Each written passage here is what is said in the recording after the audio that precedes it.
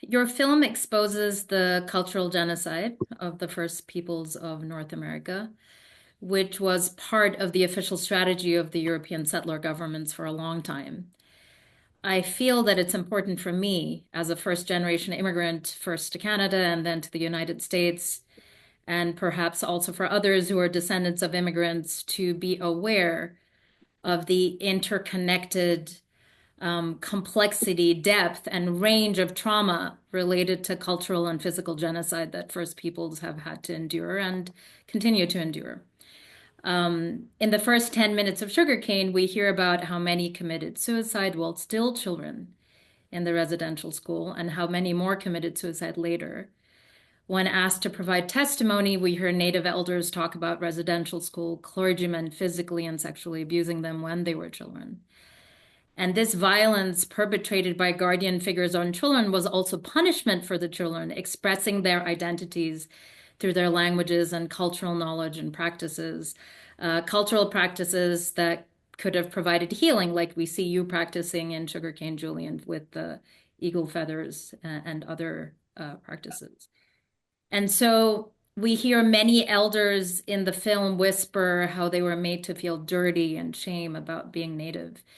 And we hear about how silence, rejection, and abandonment became intergenerational coping mechanisms.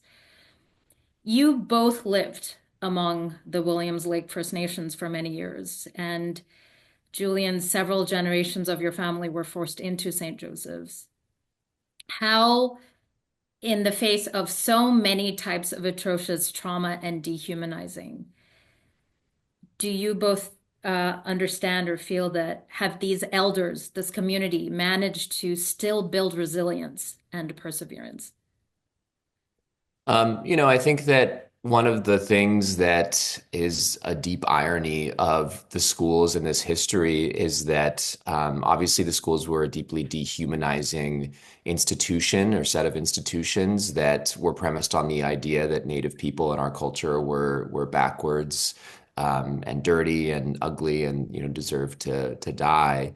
And it's actually precisely our culture, our communal and family structures, which are, ancient and also deeply human. It actually turns out that that the way that Native people still live in our extended families, wherein to be related to someone really means something. Live in communities where, despite and histories that have created lots of complexity and violence and dysfunction and alcoholism and addiction and all these sorts of other problems, to live in that kind of a way wherein, you are interacting with, connected to, the people around you who you're often, blood relations with, is actually, something that our species has done, you know, the entire time we've been a species until very, very recently.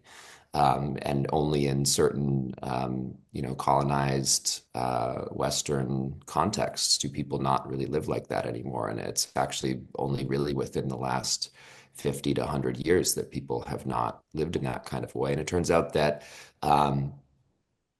that sort of cultural, communal, familial, uh, arrangement is actually something that, can be really strengthening and very empowering and is precisely, despite the attack on it through the schools and other policies, um, is something that has given Native people a lot of strength and helped us, survive and persevere despite this, awful history. And it's also a very, beautiful thing. I mean, like, some of my favorite moments in Sugarcane are seeing, my friend Chief Willie Sellers with his kids, for example. I mean, he was like, texting me videos of his son, who's 2.5 now, his second youngest, because he's got quite a few, on his little tiny bike, yesterday. And I just think that it's those kinds of things that, are are what keep people going, are what keep us moving forward, and are exactly the things that of course, if Willie and his boy, were just 50 years in the past, 60 years in the past, that kid would have been taken away to the schools, and that connection would have been broken. And as you see in Sugarcane, so many other harms would have come from that. And yeah, I think that that's a really, really, really essential, important, powerful thing. Uh, this is purely kind of observational. Uh, the perspective I'm coming from here, but I think what's been really interesting to me is that I've been in a lot of different places from places like Rwanda where a collective trauma really kind of bonds a group of people. And I'm Jewish. I grew up in a community of Holocaust survivors and their descendants, and that central trauma really bonds people. But those particular traumas happened in a very condensed period of time in Rwanda over the course of a year, and in during the Holocaust over the course of um, you know 5 to 10, depending how you date it. I think what is so remarkable about sugarcane and the community that we were in, and what I've witnessed in other indigenous communities, is that these are communities that for you know, um, over a century were systematically um, uh, colonized, abused, and attempted to be eradicated. And yet, not only did they survive, but they're still in community with one another, not just because of shared trauma, although that is, a piece of a shared experience, but also like living in cultural exchange, and in connection to one another in a spiritual way,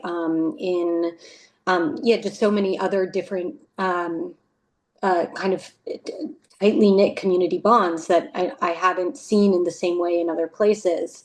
And it was such a longer period of abuse and neglect, and um, I think it's just remarkable that despite the effectiveness of colonization in many ways to take the land, to force Catholicism and other Christian denominations on these communities, that they've still managed to love each other, to stay connected, and to find a way back to the culture and to the language that was so nearly eradicated.